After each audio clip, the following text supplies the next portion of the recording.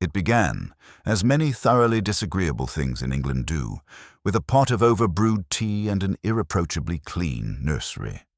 The setting, Hatherscourt Manor, a squat Georgian relic squatting in Wiltshire like a dowager duchess determined to outlast her progeny. The host, Sir Felix Merriman, retired colonial governor and widely acknowledged bore. And the occasion, the 50th birthday of Lady Merriman, née Alice Cholmondeley, lately returned from a sanitarium in Lucerne with excellent teeth and a penchant for peacock feathers.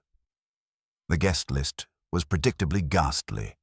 A pair of sulking nephews, a bishop with adenoidal opinions, a noted soprano too broad for the settee, and one Lord Peter Death-Braden Wimsey, who had come partly out of boredom, partly out of a fascination with rare port, and partly because, as he told Bunter in the motor on the way down, "I rather suspect the bluebells at Hatherscourt bloom a fortnight earlier than in Kent.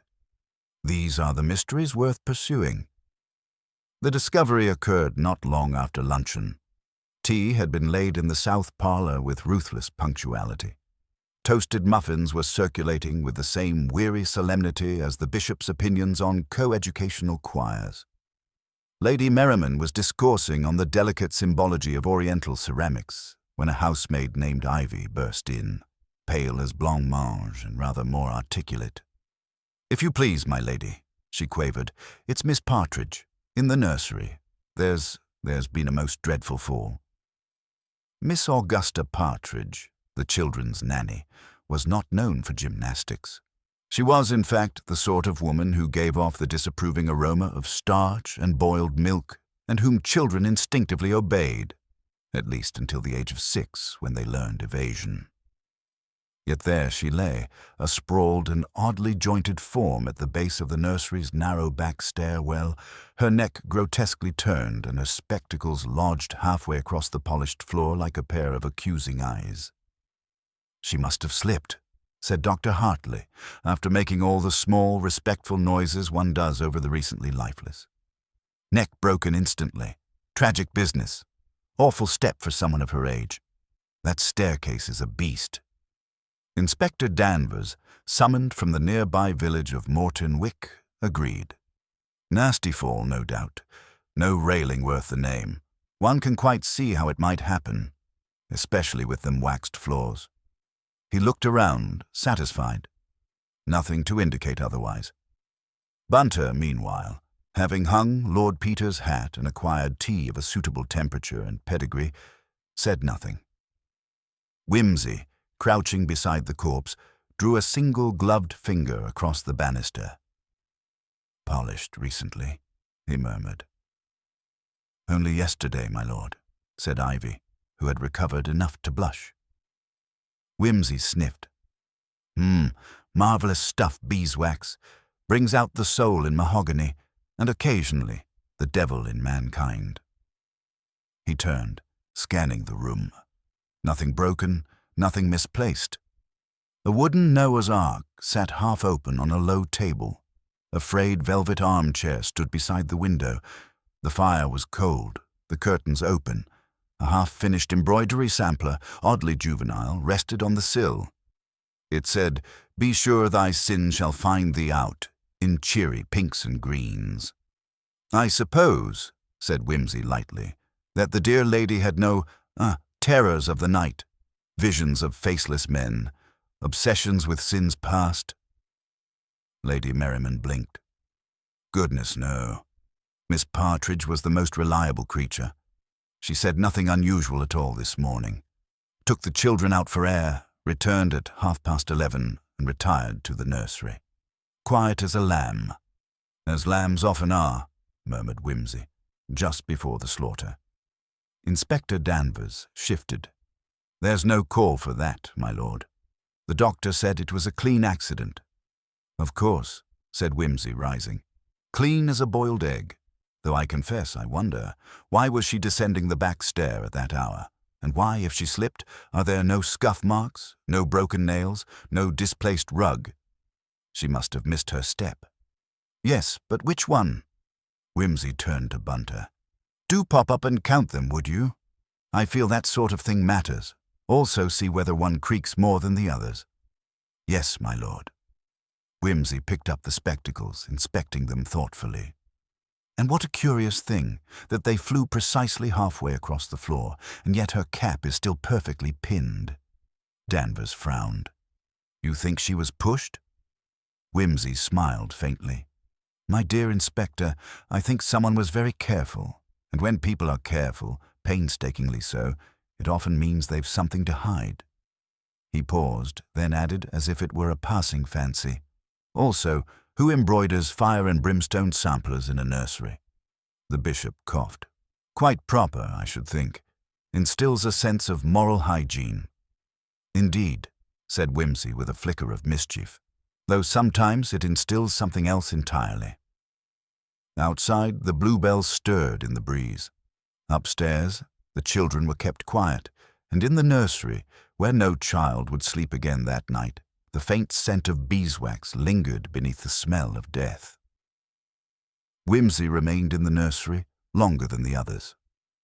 The housemaid Ivy had been dismissed in trembling silence, and the children spirited away to the library under the reluctant care of Lady Merriman herself.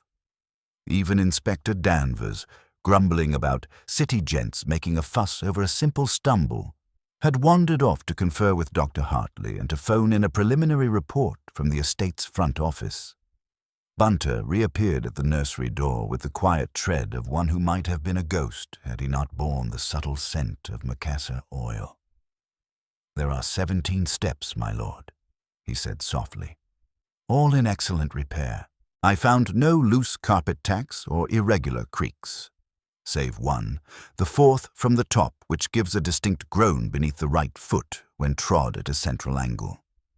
I also examined the edges for scuff marks. None visible. The banister is recently waxed, but not slick. Curious, murmured Whimsy. So our unfortunate Nanny must have descended by all accounts, with sure footing, until, presumably, her own betrayed her. He crossed again to the body, which had been respectfully sheeted, and squatted beside it. She didn't fall head first, he said. Note the position of the limbs. She came down backwards, or at least turned during the fall. That's very hard to do if one simply slips. Bunter gave the faintest of nods. There is also, my lord, a faint smudge on the back of her right sleeve. Dust from the stair edge, it seems. She may have been sitting or, shall we say, stabilized. Whimsy's blue eyes gleamed. Yes, either she paused of her own volition, or someone arrested her descent until they did not. He rose and looked toward the nursery window. The view gave a broad overlook of the gardens to the east, with the clipped yews casting long angular shadows now that the sun had shifted. A toy soldier, gaudily painted and missing an arm, stood on the window-sill. There is something very sterile about this nursery, Whimsy remarked. It is a room for children, yet feels untouched by them. Bunter, do you remember the Swithinby case? The one with the glass-eyed governess who hid laudanum in the ink bottle. With the python, my lord? That's the one. This reminds me of it. Not the laudanum nor the snake, but the same sort of stage-set domesticity. This room is too perfect.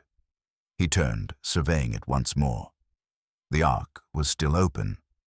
The tiny painted animals inside had been neatly paired off, except one zebra that lay flat, unpartnered. A pile of nursery books sat with their spines precisely aligned. A wooden abacus gleamed as though never touched. Children leave trails, Whimsy murmured. Even well-trained ones.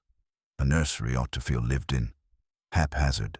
This feels curated. Bunter tilted his head. Perhaps Miss Partridge was of the old school, my lord. Perhaps, Whimsy said. But if so, I should expect to find a sharper edge. Order is rarely silent. There's something here, something not quite… He trailed off, eyes narrowed. A voice called from the corridor. My Lord Whimsy, her ladyship invites you to join her in the morning room. She wishes to answer any questions you may have.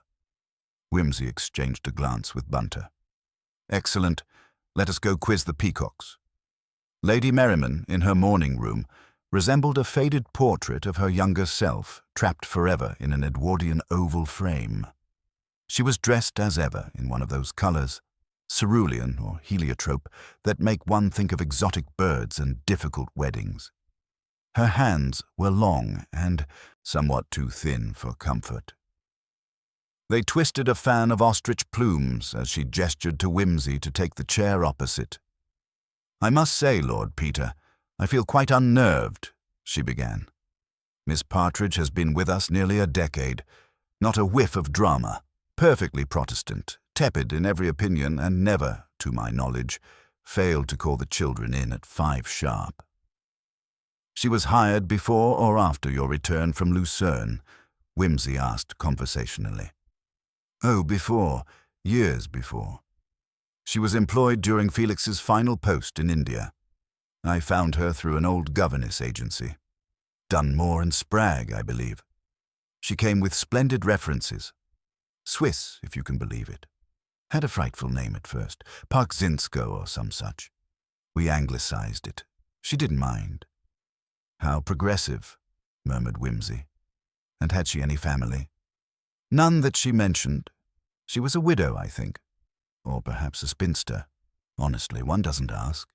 Her life before us seemed terribly bleak. Boarding schools, cholera outbreaks, war zones. But nothing recent out of the ordinary?" Lady Merriman looked thoughtful. "Well, there was one odd moment last week. I came up early from my embroidery group. Abominable woman next door brought lemon sponge again, and I passed the nursery before tea. Miss Partridge was standing by the fire, talking to herself. Talking? Not quite talking. More whispering, actually. Very low. I couldn't make out the words. When she saw me, she jumped quite violently and said she'd been reciting prayers. I rather thought it a strange time for vespers." "Indeed. Did she seem distressed?" "Only in that guilty way that makes one think they've been caught at the sherry. She left the room soon after." "And the children?" "Upstairs with Ivy. They weren't in the nursery at the time." Whimsy nodded. "Did Miss Partridge ever quarrel? With the staff, the children, yourself?" "Oh, not with me," Lady Merriman said quickly. "But she and my nephew Timothy did not see eye to eye. He's been staying with us these last few months after his dismissal from that frightful accounting firm in Leeds. He has very modern views, I'm afraid." She thought him insolent. "Insolent in what sense?" "Everything, really. Language, music, morals. Miss Partridge did not approve of jazz records or anything performed without trousers. I suspect she reported him to Sir Felix over some late-night wanderings, nothing serious, of course. But it created tension." Whimsy smiled thinly. "Yes, I can imagine. The young have such an affinity for staircases after dark." He rose. "May I speak with the children next?" "They've been kept in the library with their books. I've told them Miss Partridge is indisposed." Whimsy bowed. "Very wise. Children are terribly inconvenient with grief. They tend to notice things." He found the children in the library, seated stiffly at the long oaken table beneath a portrait of a Merriman ancestor whose beard looked to have been applied with a garden rake. 2 children, George, aged 9, and Harriet, aged 6, looked up at him with an expression peculiar to those who have overheard just enough to be frightened and not enough to be reassured. "Hello," Whimsy said gently. "I'm Lord Peter. I've come to ask about your Miss Partridge." George stared. Harriet, after a moment, offered. "She went down the wrong stairs." "So I've heard," said Whimsy. "But tell me, what did she say this morning? Before your walk?" George fidgeted. "She said to keep our mittens on and not dawdle." Harriet's brow furrowed. "She said she had to write a letter after we came in. She was fidgety, like when Mummy hides wine in the sewing cupboard." George elbowed her. "Shh! It's quite all right," Whimsy murmured. "Did she write the letter?" "She did," said Harriet, "but she didn't post it. It's in her knitting basket. She folded it lots and then tucked it in." Whimsy felt a small ripple of anticipation. "Thank you," he said gravely. "You've been splendidly helpful. I shall ask Bunter to fetch you some chocolate for your troubles." As he walked away, he thought to himself, a letter not posted, a fall not accidental, a woman not quite who she claimed to be, and always, it seems, the nursery, silent, spotless, and not a thing out of place. Except the dead. And the zebra, he added silently. The unpartnered one. Whimsy left the library with the faint echo of children's voices behind him and a growing certainty in his mind. He paused in the corridor outside the nursery once more, letting his fingers brush along the polished balustrade. A letter, unwritten or unposted, often marked the point at which the living most clearly acknowledged the coming of death. He would examine that knitting basket with particular care. The basket, when he located it beside the embroidered nursery chair, yielded itself with all the resistance of a secret too long suppressed. Beneath 2 skeins of grey-blue wool and a half-completed sleeve of what appeared to be a child's pullover, lay the letter, folded, worn at the edges, and sealed with a wafer of faded blue wax. Whimsy held it to the light. The paper was of fine Swiss make, the watermark faint but discernible. H. Vogel and Söhne, Bern. The handwriting was small, slanted and deliberate, as though the writer had been careful to say what she meant, but cautious not to mean too much. He unfolded it gently. "My dear Emile, I have done what I can. It is no longer possible to keep the matter quiet, not in good conscience. The child is beginning to ask questions, and even Lady M suspects I know something. I'm afraid for myself now. It is possible you were right, that they would not let me speak if they believed I might. If I do not come to London next week, assume the worst and take the enclosed to the authorities. I can no longer bear the burden of silence. You may tell them I kept my promise until now. I never intended to be a traitor to you or to them. But the child's safety must come first. A.P. There was no address, and no enclosed item. The letter had the breathless tone of something composed under pressure and concealed in haste. Whimsy read it twice, then sat back in the stiff velvet chair with a pensive sigh. A child asking questions, a promise kept and now broken, and someone, Emile, who knows something, he murmured aloud. Curious. Bunter, as if summoned by the gravity of deduction, appeared quietly in the doorway. I found no further notes or papers, my lord. However, I did discover something wedged behind the lower drawer of her wardrobe. It had likely slipped between the backboard and wall. Would you care to see it?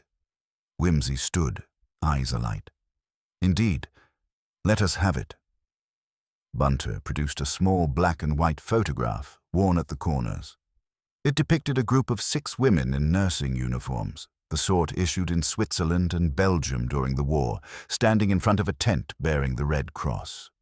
One of them, tall, narrow-faced, with that unmistakable, slightly pinched upper lip, was Miss Partridge. The woman beside her, arm linked in comradely fashion, had been blotted out. Not scratched, but daubed with what looked like ink or boot polish. A touch melodramatic, Whimsy murmured. Someone didn't merely remove this other woman, they obliterated her, wiped her from memory, as if even remembering her might be dangerous. Bunter hesitated. The uniforms suggest a date between 1916 and 1919, possibly Lausanne or Thun. Note the backdrop, alpine, but near settled land. Yes, and we were told she was Swiss. I rather wonder now if she ever was Partridge at all. They returned to Whimsy's room, where he laid out the letter and photograph side by side on the writing desk. "Tell me, Bunter, has Sir Felix said anything useful?" "Only that he found Miss Partridge exceedingly dull. He spoke of her in the tone one reserves for furniture. Reliable, silent, and unlikely to produce an heir." "Ah. But dullness is the first mask of the vigilant. She wrote this to someone named Emile, and I suspect he is the one link that might pull the rest of the thread." Shall I wire to Scotland Yard to inquire about any known contacts? Do so, and have Parker check passenger records. Anyone arriving from Switzerland under the name Partridge or similar, with associations to refugee groups or child evacuees during or shortly after the war. There's something foreign here, something unresolved. That evening, over a dinner of indifferent salmon and a tragically over-boiled pudding, Whimsy observed the Merriman household with narrowed eyes. Timothy, the nephew, drank too much claret and had a habit of addressing his elders as if they were dim pupils. He appeared to be flirting, vaguely with the soprano, who did not entirely mind.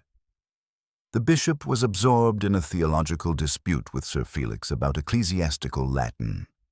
Lady Merriman, by contrast, was withdrawn, fingering her fork with nervous precision and casting the occasional glance at the empty chair where Miss Partridge used to sit for supper. It was during the second course that Harriet, released temporarily from nursery exile, chose her moment.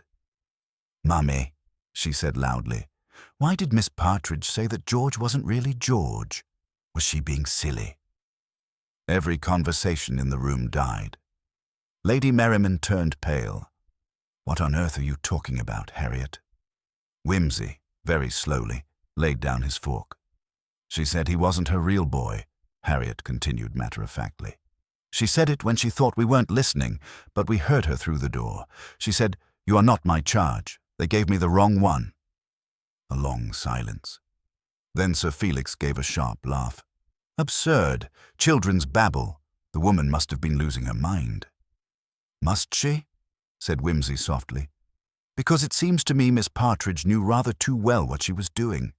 She was placed here for a reason, and that reason had very little to do with bedtime stories and knitted jumpers." Lady Merriman stood abruptly. "I think that will be quite enough for tonight." But Whimsy rose too, his gaze fixed on her. "One last question, Lady Merriman. Did you adopt your children abroad? During the war?" There was a pause. Then, "Of course not. What an extraordinary question." Whimsy gave a small bow and sat again. But in his eyes, the light of certainty had begun to dawn. Back upstairs, he turned again to Bunter. "We are being led in circles, but the center of it all lies with Miss Partridge and this child. George. She was not simply his nurse. She was his guardian. And if what the child overheard is true, she may have known that George was not who the Merrimans claimed he was. You believe the child was substituted? Switched. Hidden. Protected. Perhaps even smuggled in under another's name." He tapped the photograph gently. "And someone in that picture, someone carefully blotted out, knew the truth." There was a soft knock at the door. A servant handed in a telegram. Whimsy opened it. "Emil Parzinska, known alias. Swiss national. Former intelligence contact for Allied code operations in Lausanne. Vanished 1921. Believed dead. Child smuggling suspected. Interpol file closed." Whimsy folded the paper. "Bunter," he said, "we're not dealing with a nursery tragedy. We're dealing with the long shadow of a war, and the last breath of a woman who finally decided to speak. And somewhere in the heart of Hatherscourt Manor, that truth waited still, hidden in a family of privilege, in the silence of a child, and in the steps of a staircase no one should have walked that morning." Whimsy sat back in his chair. The telegram folded neatly between his fingers, its cold facts pressing down on him like a lead weight.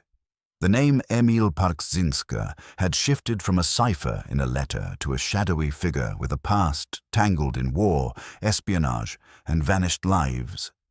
The smudged photograph, the unposted letter, the whispered confessions of children, all threads in a skein far more complex than the simple tragedy of a governess's fatal fall.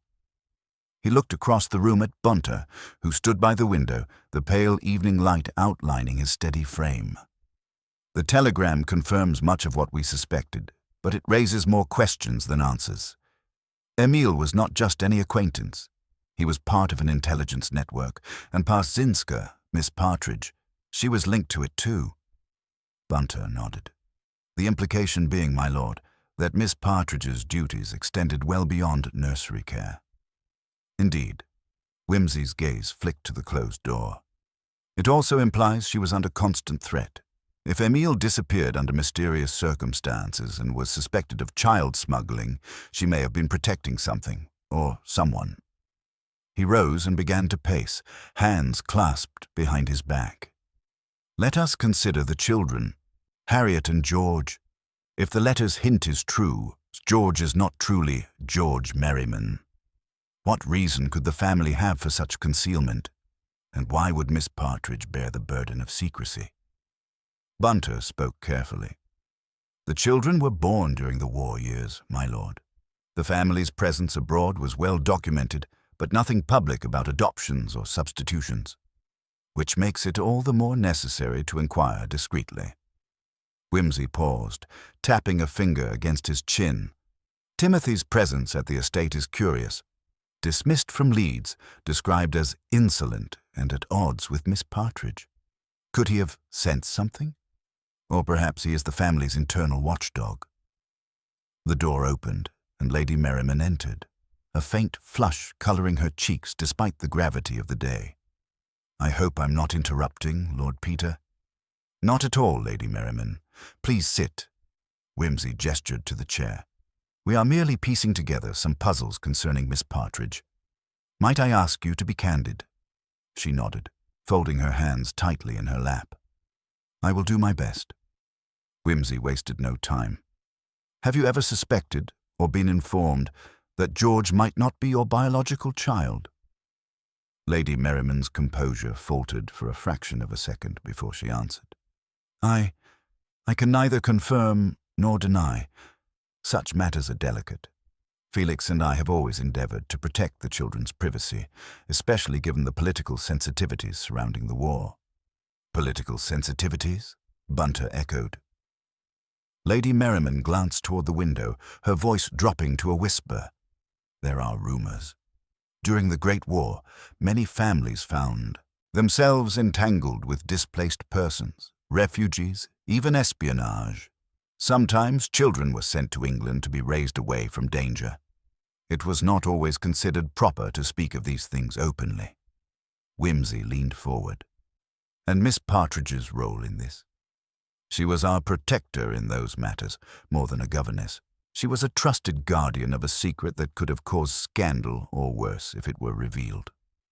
A silence followed, thick and uneasy. Whimsy's thoughts turned to the whispered prayer Lady Merriman had overheard, the nervousness in Partridge's manner, and now this half-confession from the lady of the house. Did Miss Partridge ever mention Emile Parkzinska? Whimsy asked softly. Lady Merriman's eyes flickered. She spoke of him once or twice in guarded terms. He was a family friend, it seemed, someone who worked to safeguard the children during perilous times.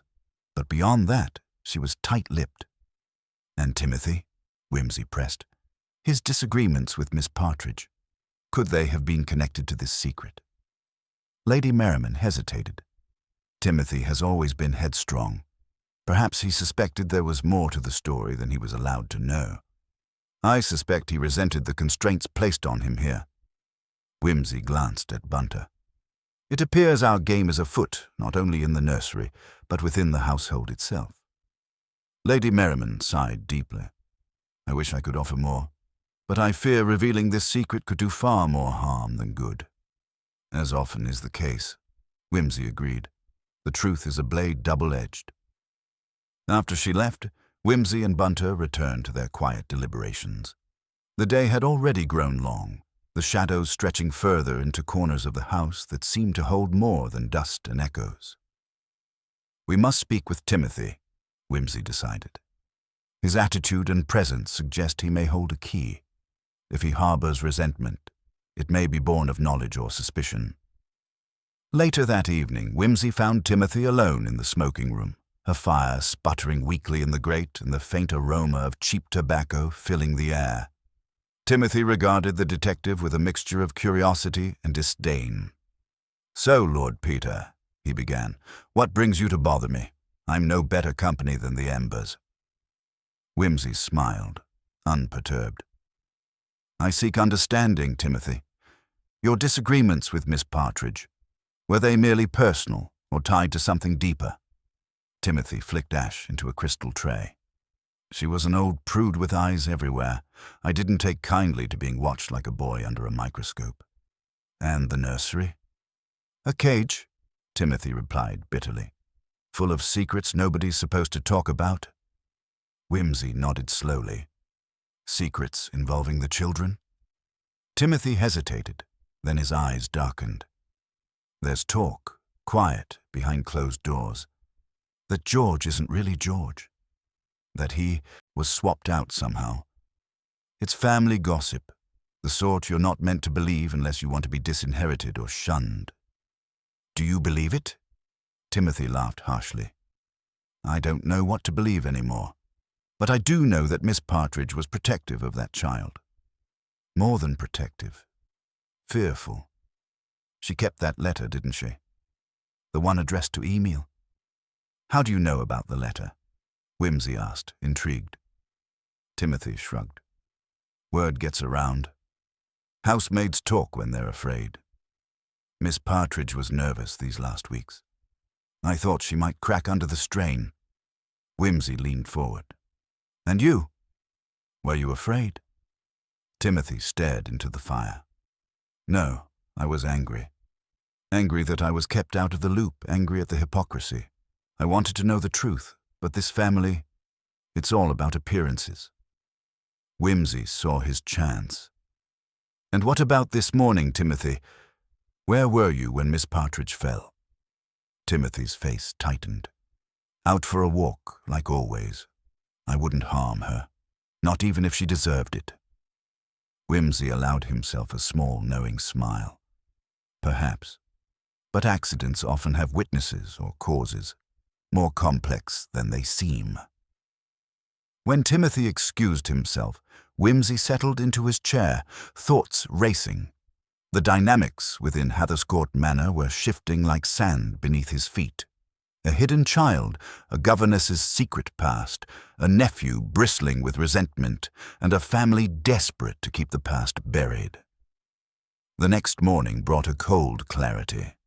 Whimsy decided to revisit the nursery, this time with Bunter's aid in meticulously searching the room for anything previously overlooked.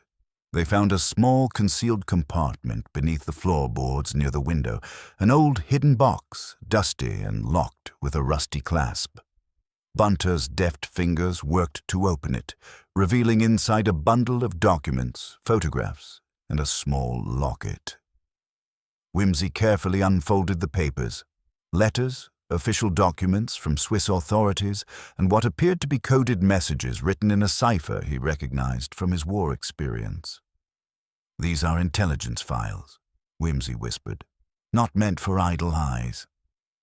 One letter, dated months before Miss Partridge's arrival at Hatherscourt, was addressed to a Swiss official and referenced Child 27 and the need for safe passage to England. Another document contained a list of names, some crossed out in red ink, others underlined. Whimsy's mind pieced it together. Miss Partridge was more than a governess. She was a guardian of a refugee child, smuggled away from a war-torn continent to protect his identity. And this child, George, was at the heart of a tangled web of political intrigue, family loyalty, and the long shadow of a war that refused to end. "Bunter," Whimsy said, "we must return these to the authorities, but more importantly, we need to find Emil, if he is still alive. His disappearance is the linchpin in this mystery." As they left the nursery, Whimsy glanced back at the perfectly ordered room, at the toy zebra lying solitary and unpaired. In the stillness of that place, the past and present collided, and the truth waited to be uncovered, step by careful step. The morning light filtered softly through the lace curtains of the nursery, casting delicate patterns across the polished floorboards. Whimsy and Bunter stood silently by the small window, the hidden box of documents now secured carefully in an envelope, ready to be sent to Scotland Yard. The gravity of what they had uncovered weighed heavily in the room. Not simply the presence of secrets, but the consequences those secrets might unleash. Bunter broke the silence first. "My lord, I have sent the package to the yard with clear instructions for discreet handling. I expect a response within the week." Wimsey nodded, his sharp eyes scanning the small furnishings with renewed scrutiny. "Excellent, but the question remains. Where do we find Emil Pagzinska? The telegram said he vanished in 1921 and the file was closed. If he is alive, he holds the key to this labyrinth." Bunter adjusted his waistcoat, brow furrowed.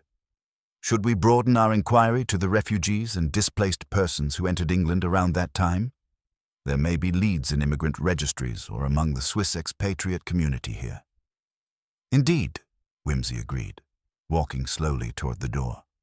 "But for now, I must speak with Lady Merriman again. There is too much hesitation in her voice to dismiss. She may know more than she admits." The passage through the grand halls of Hatherscourt Manor was quiet, save for the distant murmur of servants beginning their daily routines.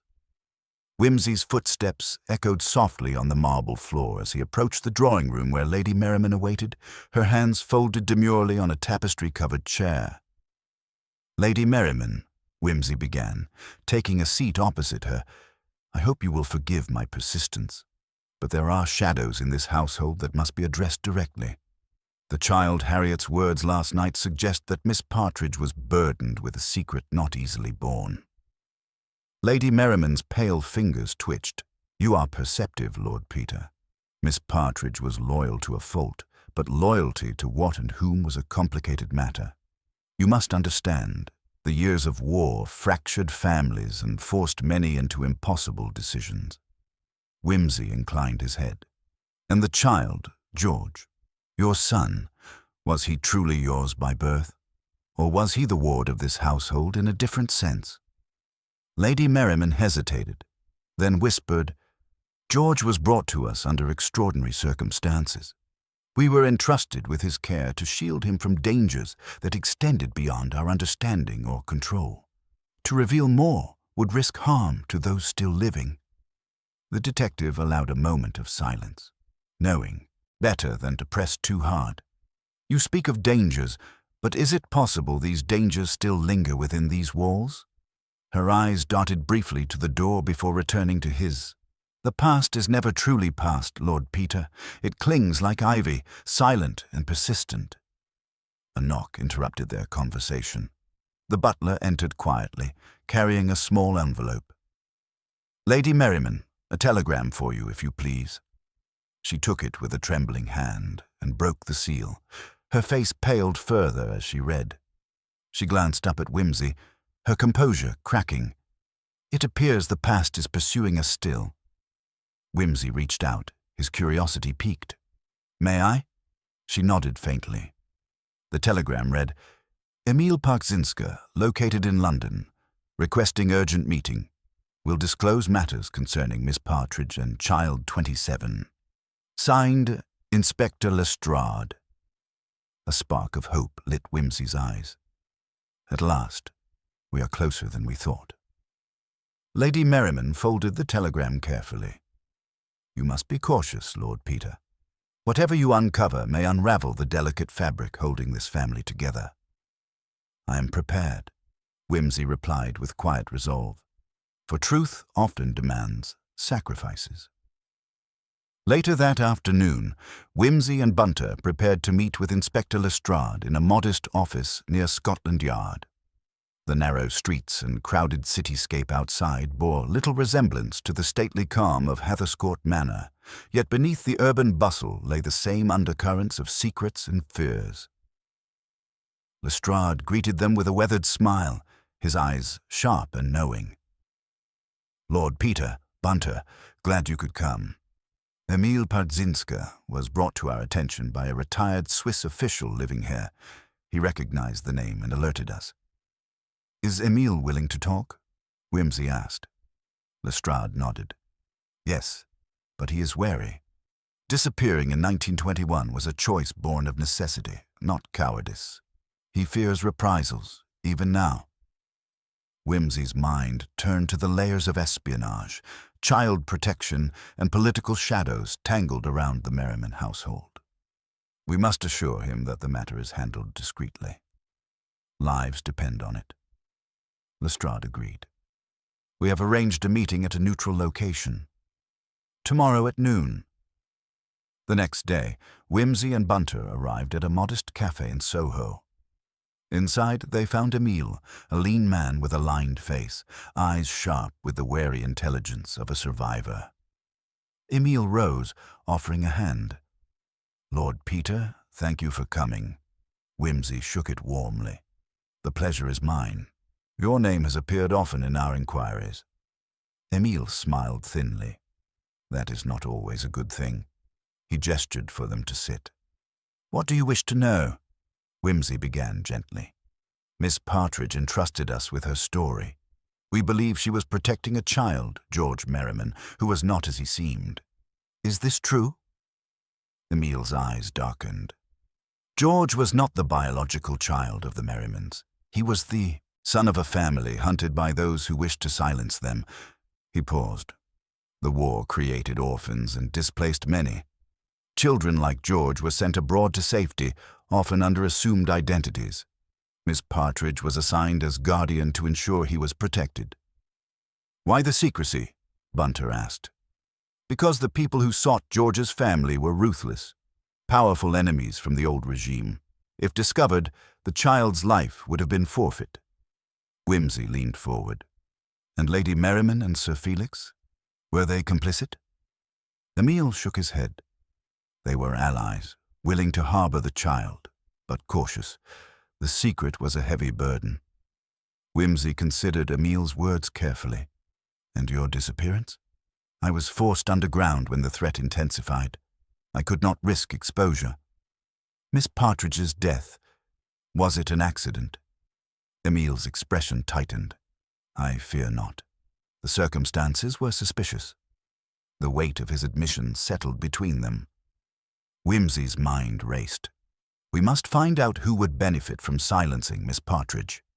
Emile nodded. "There are still those who want the secret buried. You must be careful." Returning to Hatherscourt, Whimsy shared the revelations with Lady Merriman, who now wore a mask of weary resignation. "Perhaps the truth can no longer be hidden," she murmured. "But it will break this family." Whimsy's gaze was steady. "The truth always demands reckoning. It is our task to ensure justice follows." The days that followed brought whispered conversations, hushed warnings, and the first faint tremors of unrest within the household. Timothy grew restless, watching the adults with a newfound suspicion. Harriet's innocent questions echoed louder than before, and the memory of the letter, the photograph, and the hidden documents settled like a dark stain on the family's reputation.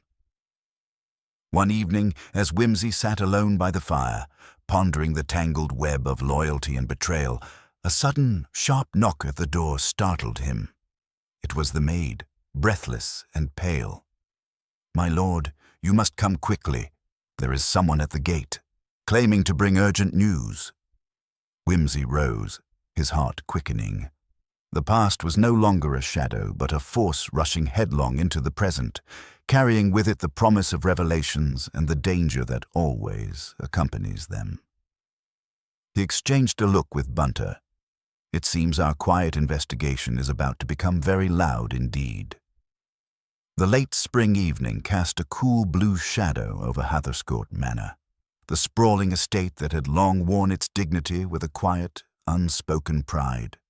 But tonight, beneath its grand facades and ivy-draped walls, tension thrummed like an undercurrent, unseen but palpably felt by all who dwelled within. Lord Peter Whimsy stood near the wide front window of the drawing-room, eyes narrowed as he watched the approaching figure through the dusk. The figure, a man of modest build, carrying an air of urgency and caution, paused at the gate, waiting to be admitted. Bunter was already on his feet, moving swiftly to open the heavy oak door and usher the visitor inside. Whimsy's mind raced, connecting the threads they had uncovered over recent days. The secret child, the vanished Emil Pakzinska, the letters and hidden documents, and now this unexpected visitor whose arrival promised to bring fresh revelations or new dangers. The man removed his hat, revealing a shock of prematurely grey hair and keen eyes that scanned the room as he stepped forward. "Lord Peter Wimsey, I presume?" His voice was steady but edged with urgency. "Yes," Wimsey replied, offering a hand. "And you are?" "Inspector Lestrade," the man said crisply. "I came as soon as I could after our meeting in Soho. There's more to this case than even Emile let on." Wimsey gestured toward a seat. "Pray sit. Tell us what you know." Lestrade settled into a chair, clasping his hands together. "Since our last meeting, we've received reports from informants linked to the remnants of the old intelligence networks, those connected to Emile's past. It seems there is a faction still operating covertly, intent on ensuring that the child known as George Merriman remains hidden. They've made moves to intimidate others involved, and now I fear Miss Partridge's death was no accident." Bunter's expression tightened. "You believe someone wanted her silenced?" "Absolutely." Lestrade leaned forward. "She was a guardian of a secret that threatens to unravel some powerful people. We have to assume that whoever was behind her death might strike again, especially with this investigation drawing attention." Wimsey considered this, his mind sharpening. "We must protect the family, but we also need to unmask whoever is manipulating these events from the shadows. Did your informants provide any leads?" Lestrade nodded. "Yes, there's mention of a code name, the Broker. No one knows the true identity, but the Broker is said to control information and movement within these clandestine circles. If we can identify him, we might cut the head off the snake." Wimsey's eyes gleamed with determination. "Then we must pursue this thread immediately. But we should also be mindful of the household itself. Timothy's restlessness and Lady Merriman's evident distress suggest the pressure is mounting." Just then, the door opened, and Lady Merriman entered quietly, her delicate figure outlined against the dim corridor light. She paused at the edge of the room, her pale face revealing a trace of weariness. "Forgive my intrusion," she said softly, "but I could not remain distant from these discussions." Wimsey inclined his head in welcome. "Lady Merriman, your insight remains invaluable. Have you noticed anything unusual since the arrival of Inspector Lestrade?" She sighed. "There is fear in the house, Lord Peter. Not just among the servants or the children, but within the family. Felix has become withdrawn, and Timothy's defiance has escalated. Harriet is asking more questions than a child should." Lestrade frowned. "That is dangerous. The less the children understand, the better, for now." Lady Merriman shook her head gently. "But the children feel the tension. They sense what is hidden, and that breeds anxiety. Harriet's prayer, the one overheard by the cook, is but the surface of her confusion." Wimsey folded his hands. "Children are more perceptive than adults often credit them. We must find a way to shield them from harm, yet not lie so deeply that the family fractures under the weight of secrets." Lady Merriman's voice faltered slightly. "If only that were so simple." The room fell into a contemplative silence, punctuated only by the distant toll of the grandfather clock. Then Lestrade spoke again. "There's one more thing. Emile mentioned in his account that he had arranged for a safe meeting place with someone who might help us understand the broker's identity. That meeting was scheduled for yesterday. He never showed up. No word since." Wimsey's face darkened. "Then it seems the danger is closing in. Whoever the broker is, they are aware of our investigation and are moving to prevent its progress." Bunter rose and pulled the curtains aside, revealing the darkening estate grounds. "My lord, I suggest we arrange for discreet surveillance and perhaps even consider protective measures for the family while we continue our inquiries." Wimsey nodded. "Agreed. We must be cautious and swift. I will speak with Timothy and see if his restlessness can be turned to advantage. He may be the key to unmasking the forces at play." Lady Merriman's gaze sharpened, a hint of resolve returning. "Whatever the cost, I will do all I can to protect my family." Whimsy gave a reassuring smile. "Your courage is noted, Lady Merriman. Together, we will see this through." The next morning, Whimsy requested to speak privately with Timothy. The young man met him in the conservatory, the glass panes throwing irregular shadows across his tense face. The air was heavy with the scent of blooming jasmine and the distant murmur of the servants at their chores. "Timothy," Whimsy began gently, "I understand you have found recent days difficult. There are many changes in the household, secrets pressing on your patience." Timothy's eyes flickered with defiance. "It's more than patience, Lord Peter. It's injustice. I'm surrounded by whispers and half-truths, and no one trusts me enough to tell me what's really going on." Whimsy regarded him thoughtfully. "You've mentioned the child, George. What do you believe?" Timothy's jaw clenched. "I don't know what to believe, but I know the truth is being kept from me, and that isn't right. I want to help if I can." "Good," Whimsy said, a faint smile touching his lips. "Your insight might indeed prove invaluable. I need your help in understanding the household's dynamics and the tensions stirring beneath the surface. You must be discreet." Timothy nodded. "I'm tired of being treated like a boy. If I'm to help, I want to be taken seriously." "You shall be," Whimsy assured him. "We'll uncover the truth together." Meanwhile, Bunter set about organizing discreet protection for Lady Merriman and the children, arranging trusted servants to keep a watchful eye without alarming the family or drawing unwanted attention. The old manor, usually a sanctuary of order and tradition, now hummed with an undercurrent of vigilance and muted alarm.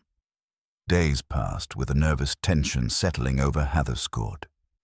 Visitors came and went, coded messages whispered in shadowed corners, and the faintest of threats wove their way through the corridors. Yet the heart of the mystery remained elusive, the broker's identity hidden behind a veil of secrecy that seemed almost impenetrable. One evening, as Whimsy studied the letters and documents they had recovered, Bunter entered with a telegram. Whimsy's eyes scanned the message quickly, a flicker of anticipation lighting his expression. "It's from Scotland Yard," Bunter said. "A breakthrough on the cipher in those documents." Whimsy's fingers brushed the paper. "Excellent. This may finally provide the link we need."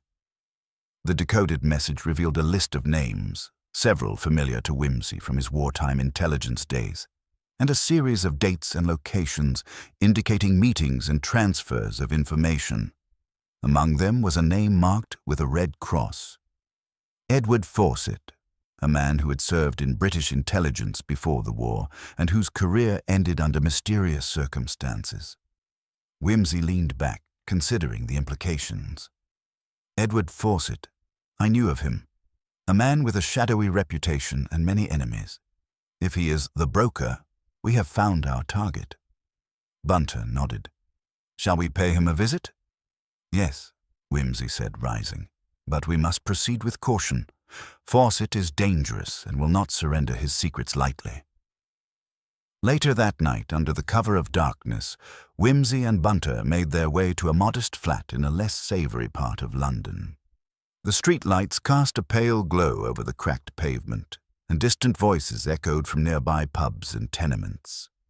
They found Fawcett waiting in a sparsely furnished sitting room, a cigarette dangling from his lips, eyes sharp and unblinking. "Lord Peter Whimsy," Fawcett greeted, his voice low and cold. "To what do I owe the pleasure?"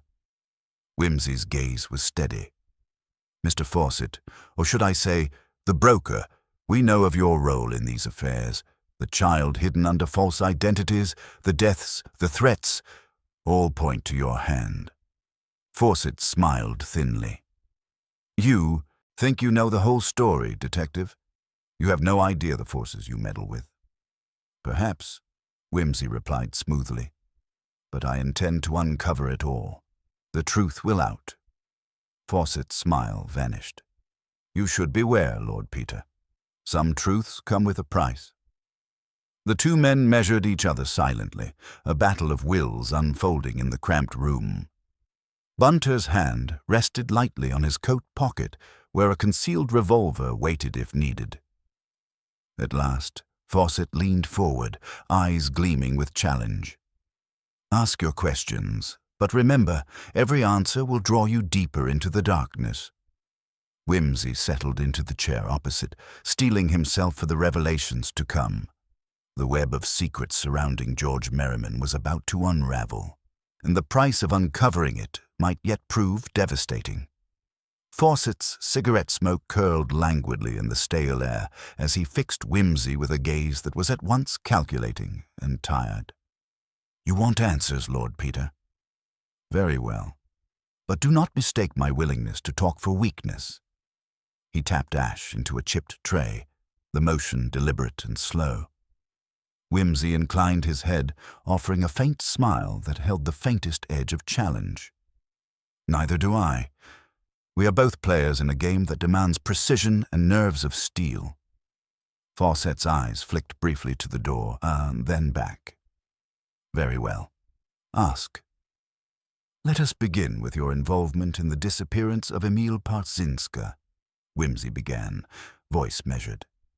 "You knew him well, it seems." The corners of Fawcett's mouth twitched.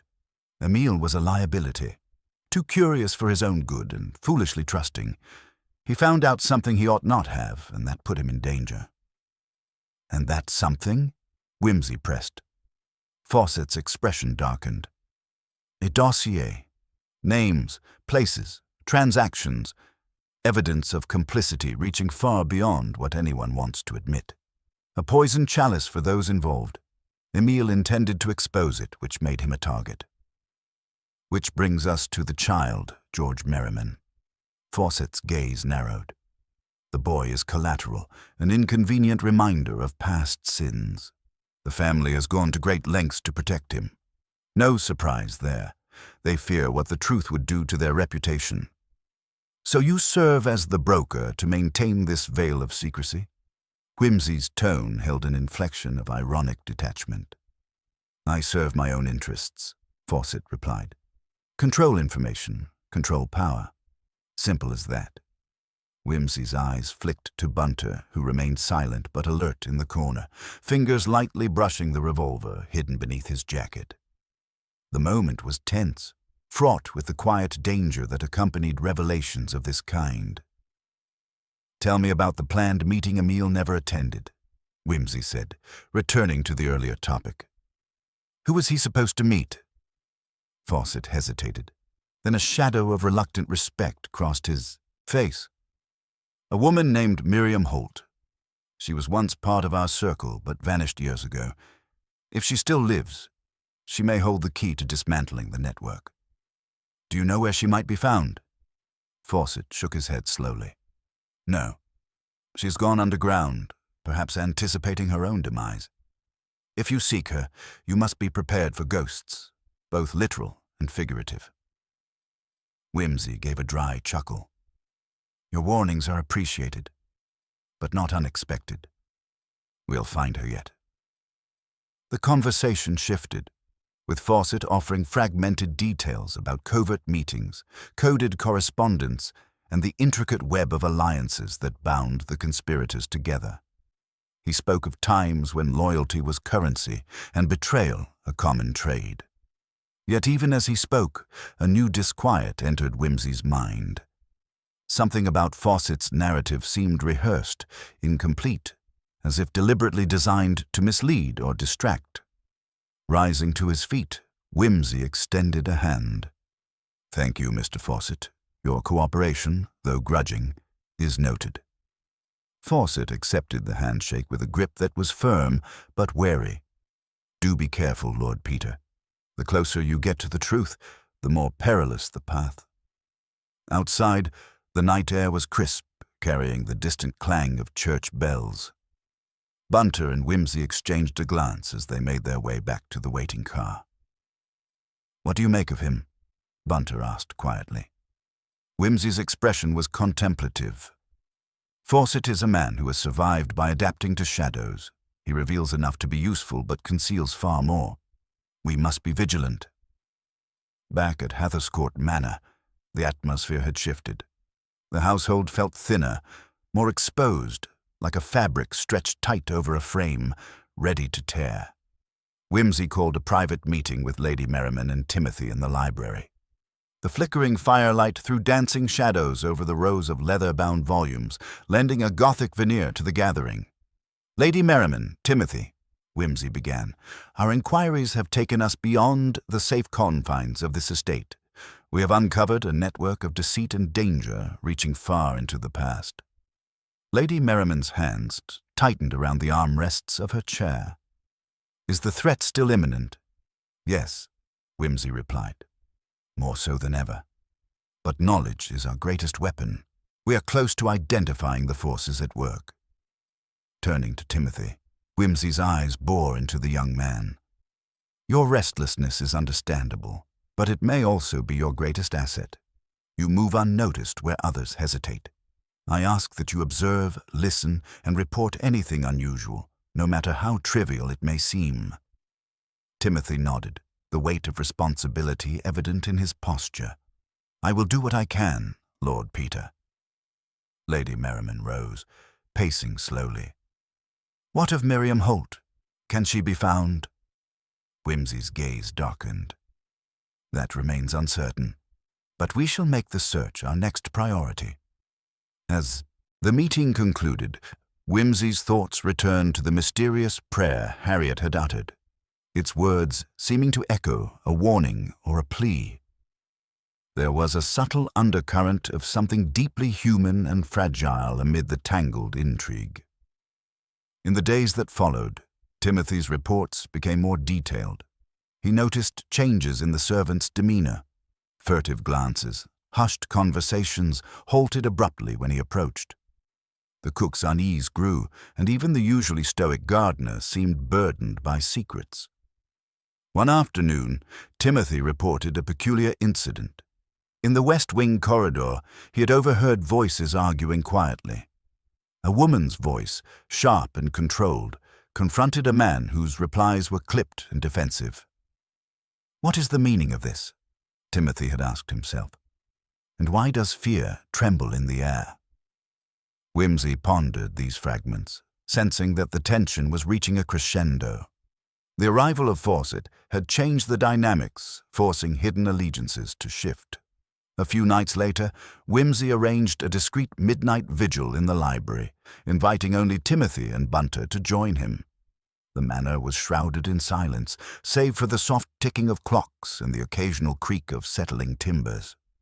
They waited, eyes and ears alert for any sign of movement.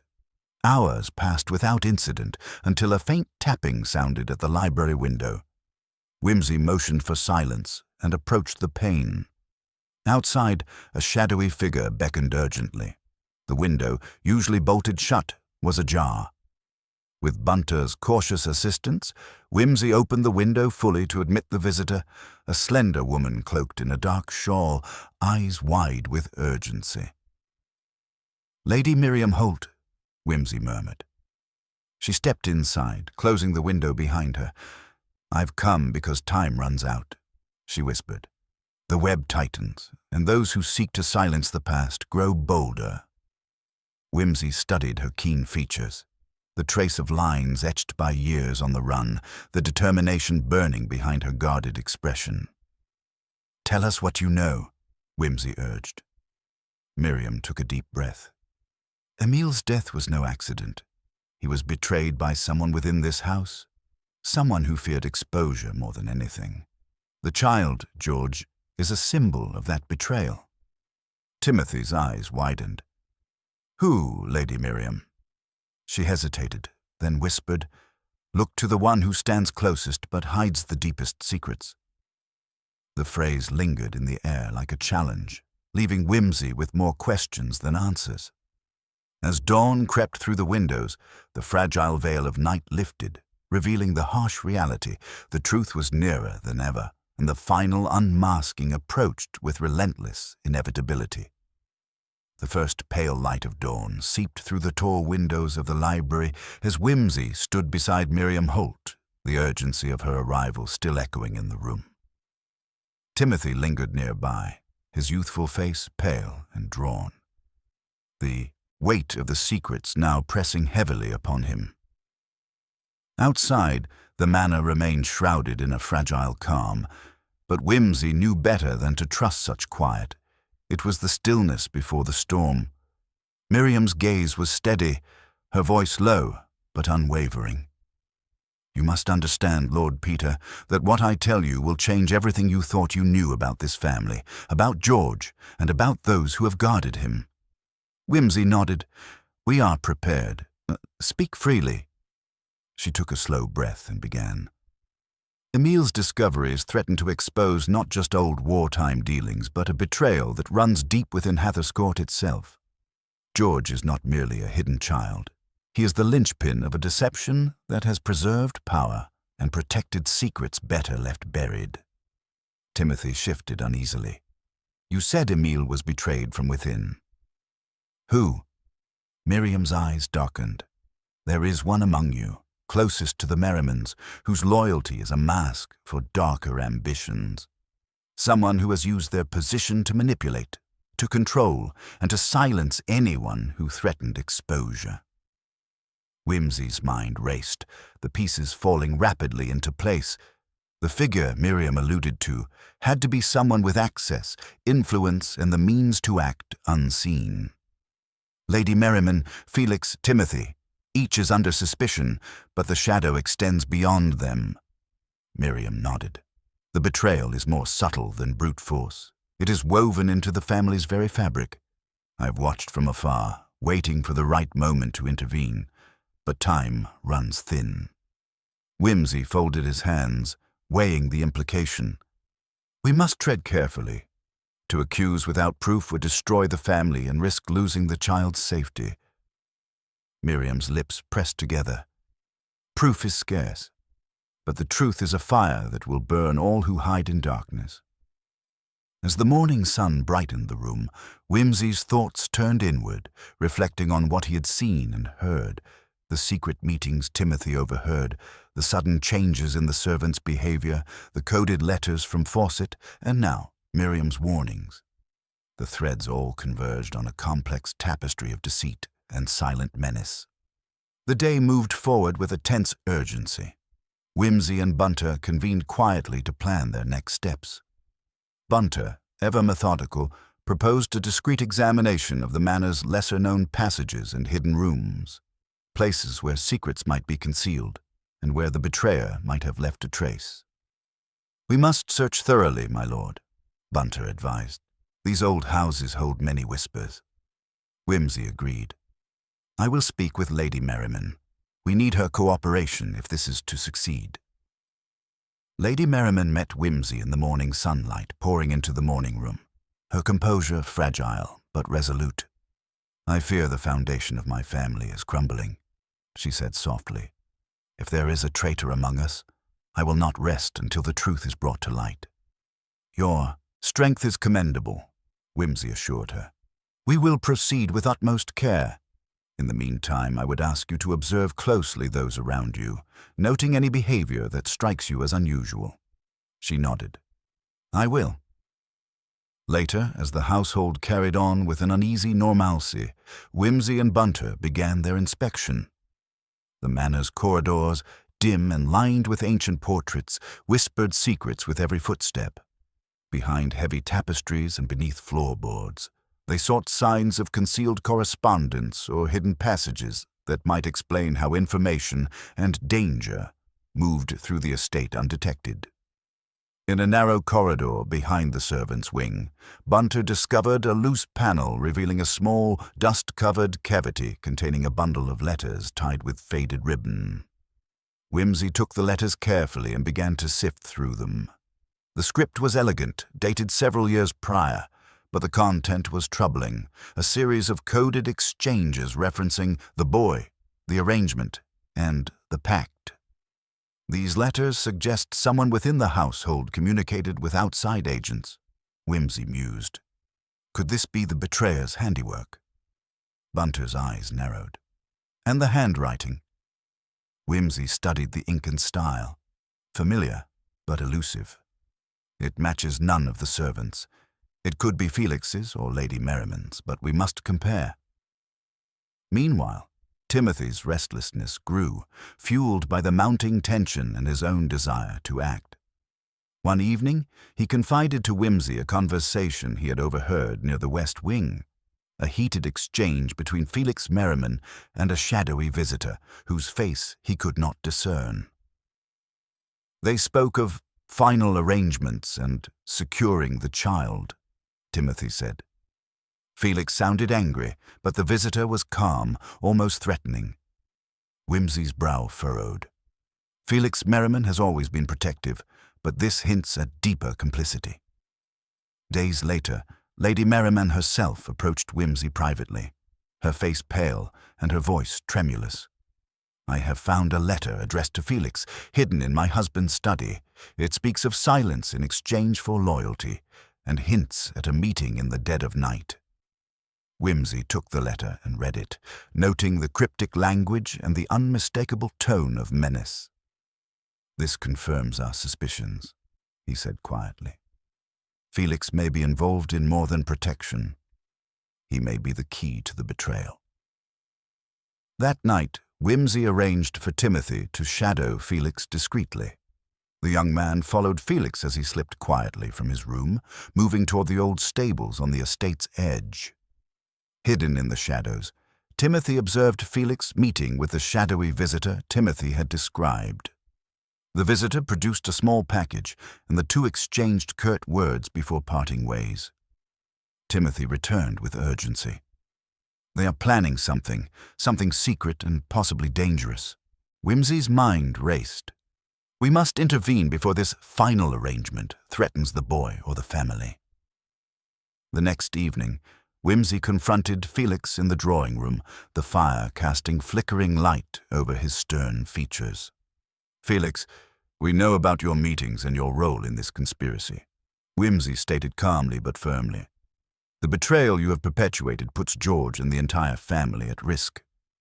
Felix's eyes flashed with anger, but also a hint of desperation. You do not understand. I have protected this family, protected George, from threats you cannot imagine. Sometimes dark choices must be made for the greater good. Wimsey stepped closer, and silencing Emile, threatening Harriet. That was your work? Felix's face twisted with conflicted rage. I did what was necessary. The world we live in is not kind to secrets. I thought I was safeguarding the future. By risking the present? Wimsey asked, voice cold. Your allegiance lies with shadows, Felix, but justice will shine through. Felix's defenses crumbled as he realized the inevitable. You cannot protect them forever. As the dawn crept again over Hatherscourt Manor, the fragile balance shattered. The betrayal was unveiled, the web unraveled, and the path to truth, though treacherous, lay open before them all. Felix's confession lingered in the heavy air of the drawing room, the embers in the hearth casting long shadows across the polished wood and ornate wallpaper. Wimsey regarded him steadily, noting the lines of strain etched across his features, the tremor in his clenched fists.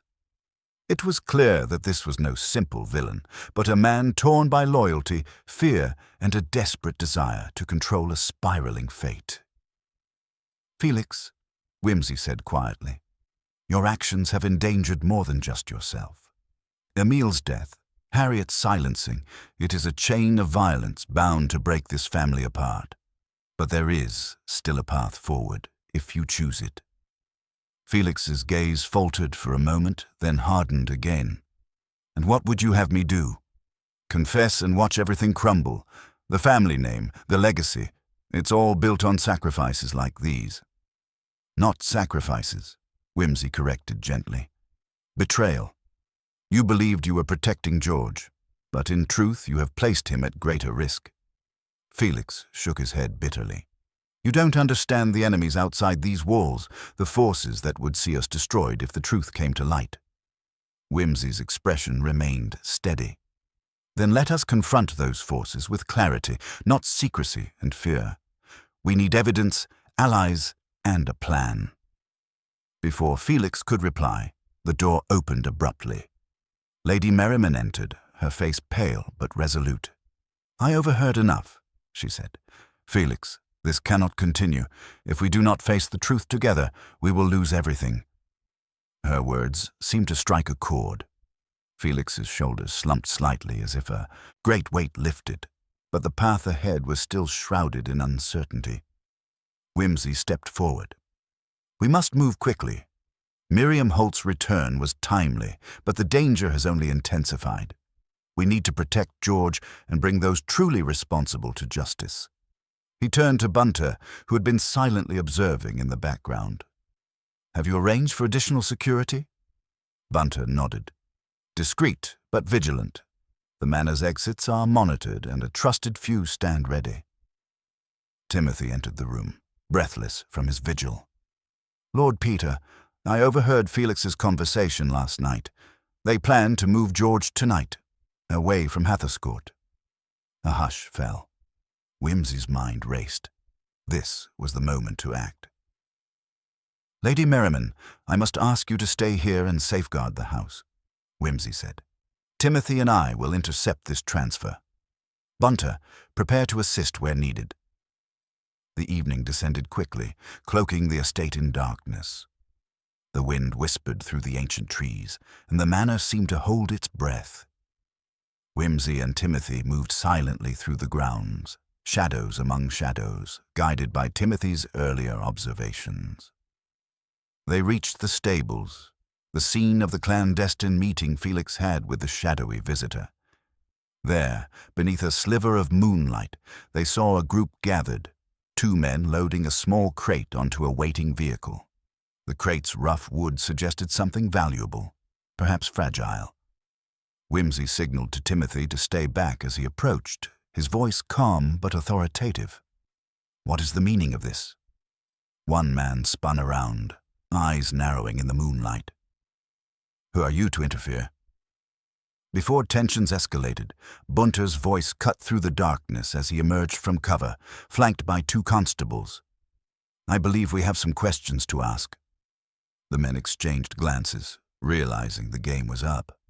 Under questioning, they revealed they were hired operatives tasked with transporting George to a remote location, an effort to remove him from the family and silence any potential claims to the estate and its secrets. Whimsy's heart tightened. The boy was a pawn in a far larger and more ruthless scheme. Returning to the manor, Whimsy debriefed Lady Merriman and Miriam. The revelations had shaken them all, but the threat was no longer abstract. It was tangible and immediate. Miriam, resolute as ever, laid out a plan. "We must expose the entire network, those who manipulate from the shadows, including Fawcett and his connections. Only by shining light on their machinations can we hope to protect George and restore order." Whimsy nodded. "Agreed. But we must proceed with caution. Our enemies are resourceful and dangerous." Days passed as the investigation deepened. Whimsy coordinated discreet inquiries into Fawcett's dealings, uncovering connections to a web of corrupt officials and mercenaries. Letters and coded messages revealed a conspiracy that stretched beyond the boundaries of Hatherscourt. Timothy's role grew increasingly important. He moved through the estate and surrounding village, gathering information and observing changes. The villagers, long wary of the Merriman family, began to speak in hushed tones of suspicious strangers and secret meetings in the nearby woods. One evening, a trusted servant approached Whimsy with a note slipped discreetly into his hand. It was unsigned but contained a single chilling sentence: "The closer you come, the darker the night." Whimsy folded the note carefully, a chill creeping over him. The stakes were higher than ever. Despite the growing tension, there were moments of quiet determination. Lady Merriman opened the manor's doors to a few loyal friends and allies, rallying support. Miriam reached out to old contacts, re-establishing lines of communication to counter the shadowy forces. Whimsy, in turn, refined his strategy, carefully plotting each step, aware that a single miscalculation could cost George his life. Then came the night when everything converged. A secret rendezvous had been arranged deep in the woods outside the village, a meeting of conspirators intended to finalize their plans and eliminate obstacles. Whimsy, accompanied by Bunter, Timothy, and a handful of trusted constables, moved stealthily toward the gathering place, hidden among gnarled trees and thick underbrush. The flicker of lanterns and low murmurs betrayed the presence of those who sought to control George's fate. As Whimsy signaled his men to surround the clearing, voices rose in heated argument. Suddenly, a figure stepped forward, a man Whimsy recognized as one of Fawcett's key lieutenants. He raised a hand, a pistol glinting in the lantern light. "Enough," Whimsy called out. "This ends tonight." The conspirators hesitated, then chaos erupted. Shots rang out, the clash of wills manifesting in a desperate bid for control. In the midst of the turmoil, Whimsy pressed forward, his gaze fixed on the man wielding the pistol, the true architect behind the threats to George. With swift precision, Whimsy disarmed him, forcing the man to the ground. The others, seeing their leader defeated, surrendered or fled into the night. As the dawn broke, the woods were silent once more. Back at Heatherscourt Manor, the air was charged with relief and cautious hope. George was safe, the immediate threat neutralized. Yet Whimsy knew the road ahead was long. There were still secrets to unearth, loyalties to mend, and the delicate work of healing to begin. But for now, justice had taken a firm hold, and the shadows that had haunted the manor were receding, if only for a time. The morning after the confrontation in the woods arrived, with a fragile stillness over Heatherscourt Manor, as if the very stones themselves were holding their breath in the aftermath of the night's tumult. The tension that had gripped the household began to ease, yet beneath the surface, the ire, currents of unease continued to flow, whispering of unresolved dangers and secrets yet to be laid bare. Whimsy sat by the great bay window in the library, the soft light falling over the scattered papers and letters that had accumulated in the days of investigation. His eyes were fixed on the sprawling estate beyond, but his mind was far from the tranquil grounds. The victory was significant, yes, but incomplete. The conspirators apprehended were merely pawns. The true mastermind remained shrouded in shadow. Lady Merriman entered quietly, her expression composed but weary. "You look as if the weight of the world rests on your shoulders, Lord Peter." He glanced up, offering a faint smile. "Perhaps it does, Lady Merriman, but it is a burden I bear gladly if it means justice for George and the family." She approached and stood beside him, her gaze following his toward the horizon. "The villagers are uneasy. Whispers of what happened last night have already begun to spread. Some are afraid, others curious. We must tread carefully." "Indeed," Whimsy agreed. "We must not let fear fracture the fragile peace we have won." As they spoke, a knock sounded at the door. Bunter entered, carrying a leather-bound ledger. "My lord, I have completed the analysis of the intercepted communications and the documents recovered from the conspirators." Whimsy gestured for him to sit. "What have you found?" Bunter opened the ledger and pointed to a series of coded entries. The letters reference a figure known only as the Director. All roads in this conspiracy lead back to this elusive individual. Whoever the Director is, they orchestrated the entire operation from the shadows. Whimsy's eyes narrowed.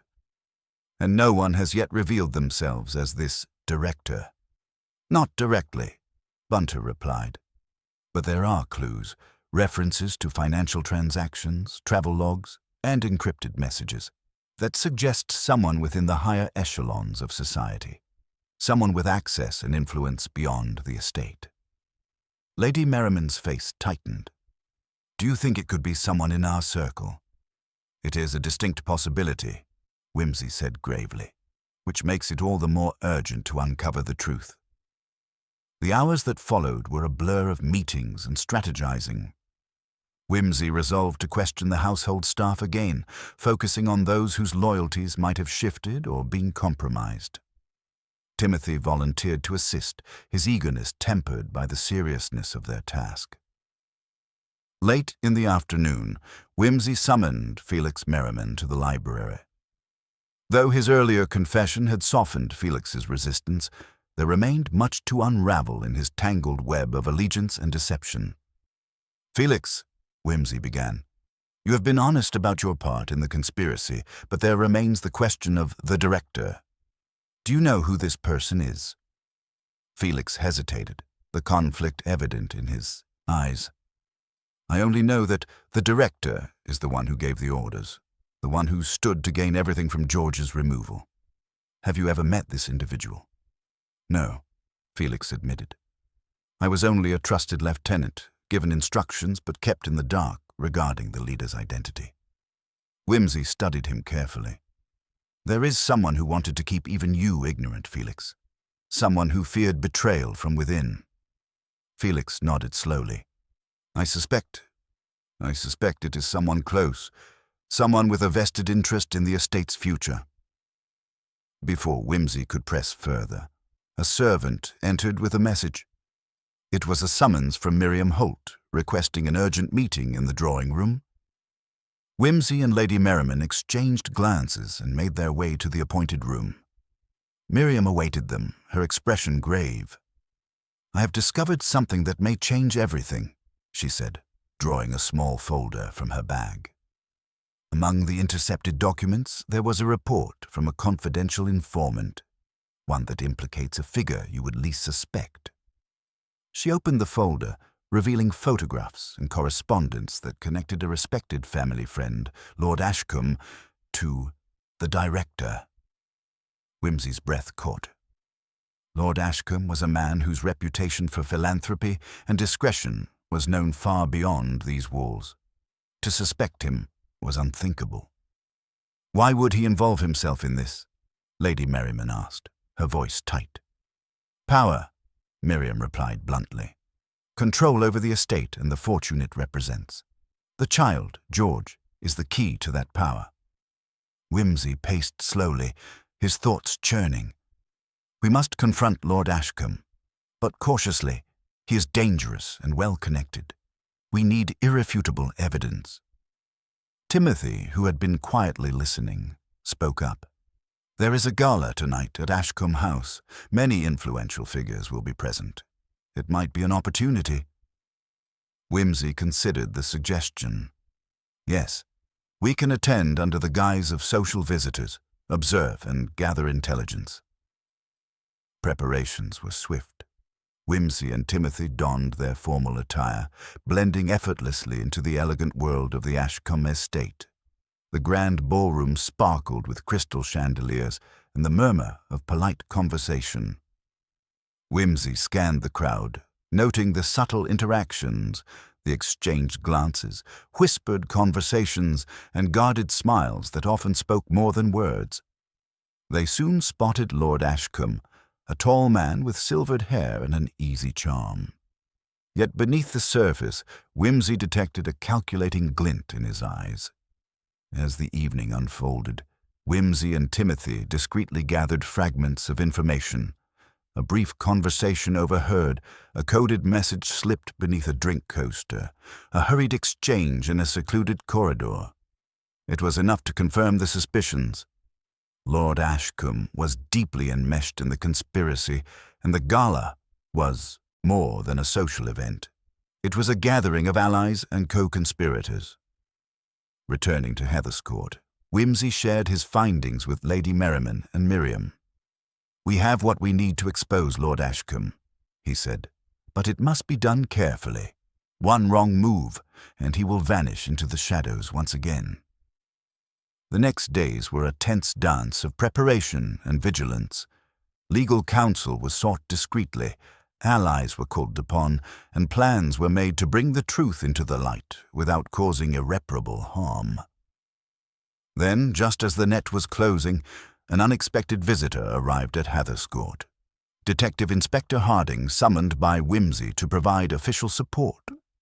Harding brought with him a dossier of evidence compiled by the police, corroborating the findings gathered by Whimsy and his team. Together, they prepared to confront Lord Ashcombe and dismantle the conspiracy that had threatened to destroy a family and erase a legacy. The confrontation was set for the Manor's Great Hall, where witnesses, documents, and testimony would combine to reveal the full scope of the deception. As the assembled company awaited the moment of reckoning, Whimsy reflected on the journey, the twists of loyalty and betrayal, the shadowy threats that had loomed over George's innocence, and the fragile hope that justice might yet prevail. The silence was profound as Lord Ashcombe entered, the weight of his deeds finally catching up with him. With calm authority, Whimsy began to speak, weaving the story of secrets unveiled, lies shattered, and the enduring strength of truth. And as the final pieces fell into place, the shadows receded, revealing a future where George might grow free from the chains of past treachery, and Hatherscourt could begin to heal at last. The great hall was hushed, the assembled guests and household staff watching with a mixture of apprehension and curiosity.